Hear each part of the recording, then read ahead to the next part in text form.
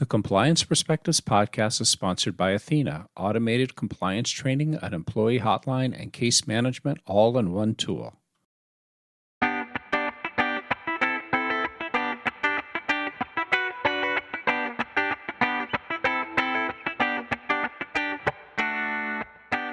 Welcome to the Compliance Perspectives podcast. I'm Adam Turtletop from the Society of Corporate Compliance and Ethics and Healthcare Compliance Association. Joining us today from Washington, D.C. is Janine Fadul. Janine is Compliance and Privacy Officer for GW Medicine. And today we're going to be talking about an interesting column she wrote for Compliance Today magazine about storytelling. Janine, first, can you share what you mean by storytelling? Sure. Thank you so much. I am just very honored to be writing for Compliance Today and also be talking more about my article and sharing some of my thoughts and overall strategies that have rather occurred to me and developed over the years. One of my favorite concepts that I apply often is this concept of storytelling, which started for me actually before I was even in the compliance field. I think it's rather evolved over time for me personally. Have you ever come across those people in your life that they seem to have like that it factor, right? I knew someone a while back ago, and they very much had that it factor. And I admired what they did. I thought they were a phenomenal writer. And one day I was talking with them and I asked them, I said, "Hey, how are you such a great writer?" I don't even think I made it much past the word writer before I received a response that they were not a writer. They were very firm about that. They quickly corrected me and they said, "I'm not a writer, I'm a storyteller." And they very intentionally use that term. I don't think that concept fully landed back then for me, but I definitely remember it to this day, and it planted a seed in my thought process. And again, I wasn't in compliance. It's just that little, nugget that you're like, okay. So fast forward into my compliance career, I had the pleasure of working under a phenomenal leader for years. And they would often ask me the question when reviewing some of my work product, when something didn't quite have the direction it needed or that connection. And they'd ask me, "Janine, what is the story you want to tell here?" And it always gave me pause to stop, to reframe or direct, and think about what I was saying and figure out if it would truly resonate and land where it needed to land with whatever the purpose and intent was for that work product. More recently, I decided I was going to start doing some research into this whole concept of storytelling. Um, but before I got there, I thought, what is the framework of a story? And then looking at that, I said, okay, but what makes a story great? That book that you can't put down, that show you can't stop watching. And I started looking at those story elements and what they're there for in almost a very structured sense. And I found some really cool parallels in what compliance professionals find themselves doing on a regular basis and those story elements. I think you're really onto something here because people do tend to remember and think about stories. And the more we can tell them, the more we can sort of hit people on a level that they understand. So, what does that mean in practice to your experience? I think it boils down to applying that question. Does it tell a good story? Not a story, but a good one.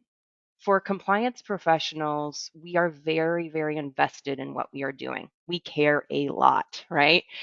However, grabbing the interest for those that may not be to gain buy in from others, that can often be a challenge.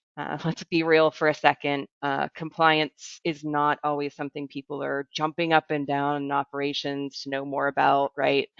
Or listen to a presentation on, let alone when things go wrong and we have to come in, we investigate, we figure out, correct it, find ways to prevent it from happening again.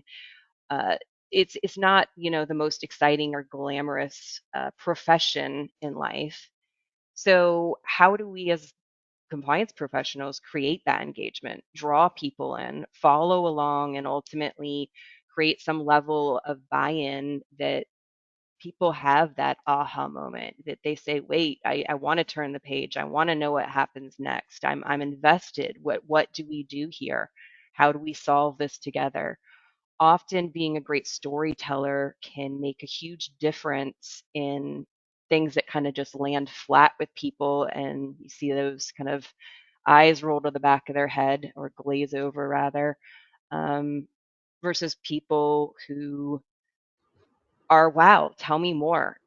And people that work with me know I often ask the question, does it tell a good story? When we think about how we're approaching things as an organization, and are we doing the right things in our compliance program?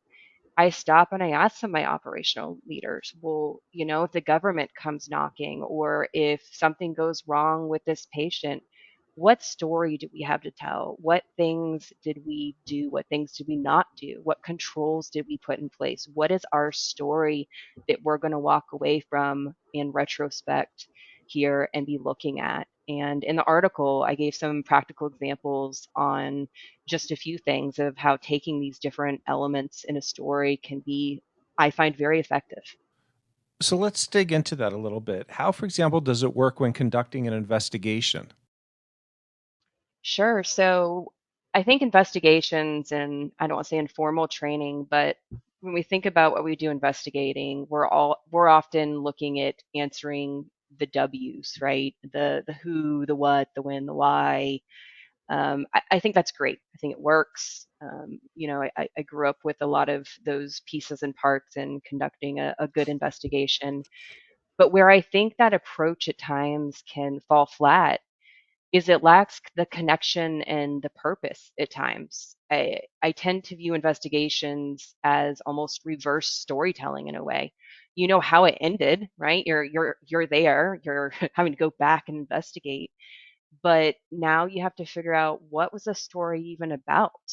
Who were the characters? What was the plot? What was the theme? You also have to be thoughtful of who will be the audience or the reader once it is all complete, and what will they care about knowing about what happened. Are you going to turn around? Are you going to provide that information back to leadership in your organization? Do you have to account for things externally? So you need to be thinking and be thoughtful about not just answering those questions, but how are you going to translate that into a meaningful story that's going to resonate on the opposite side? Are you able to conclude in your findings from that investigation who was involved in what happened in what sequence, but then also tell the story where people can understand how they can prevent it from happening again if it was something that wasn't supposed to? I think that storytelling is about applying the concept of a good theme. What is the underlying issue or concern? Is there a sense? Is there a broader issue? And those things can help a lot in an investigation, I found. I love the analogy of an investigation being sort of reverse storytelling. So let's talk about something a little bit more prosaic. How does storytelling help when delivering just a standard presentation? I love when people say, just get to the point. No, I'm kidding. I don't think any compliance officer has ever said that, right? No. um, no.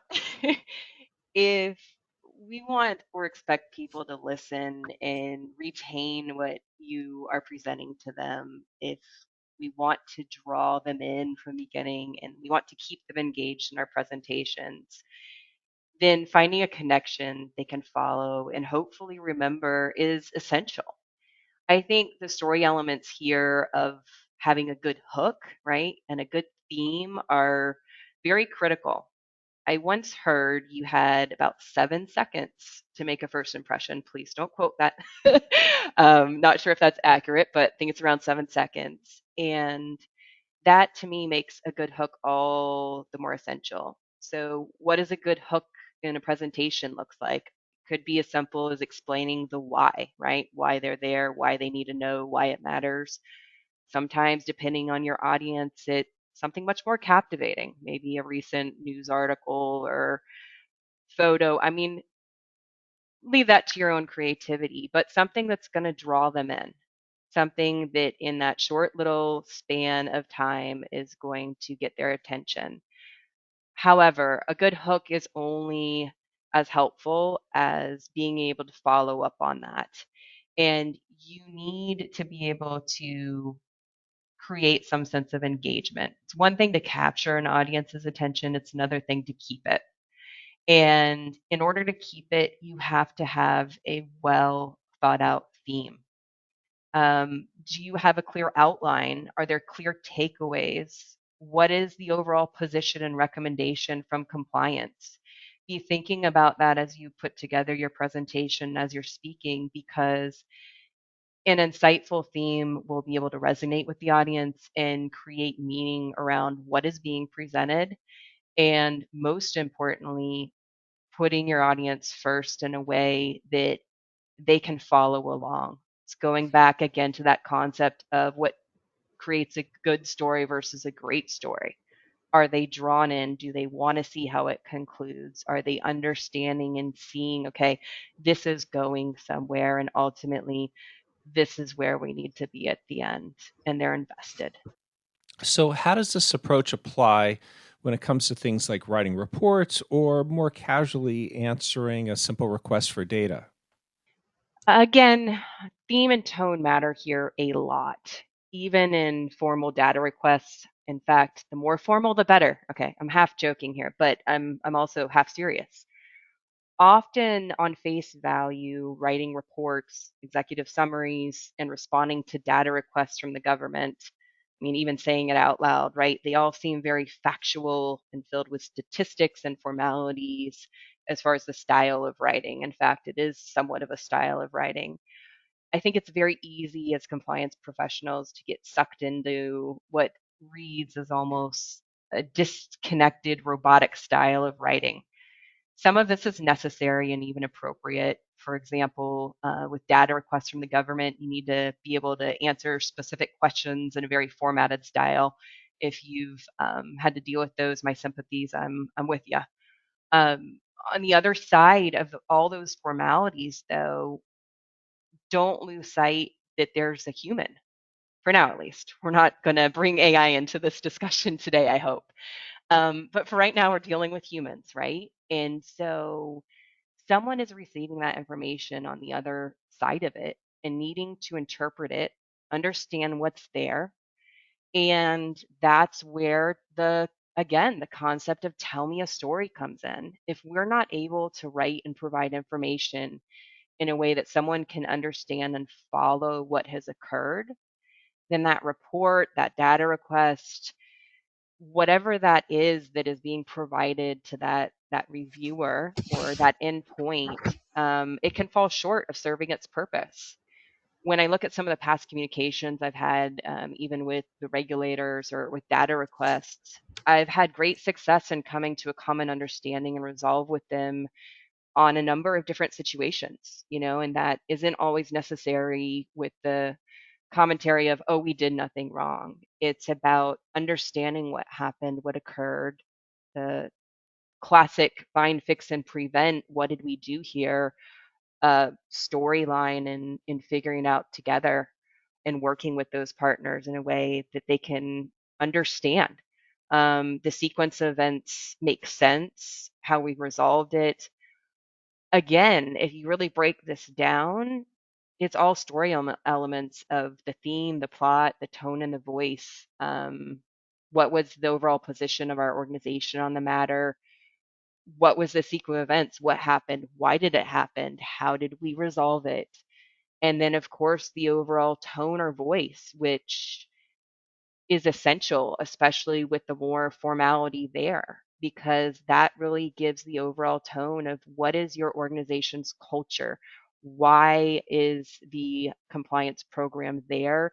And what is the position that you want regulatory bodies or your board to understand when things you may have to account for, explain happen? Well, Janine, thank you so much for telling a good story about stories. And I want to thank all of you for taking the time to listen. I'm Adam Turtletop from SCCE and HCCA. I hope we're able to expand your compliance perspective.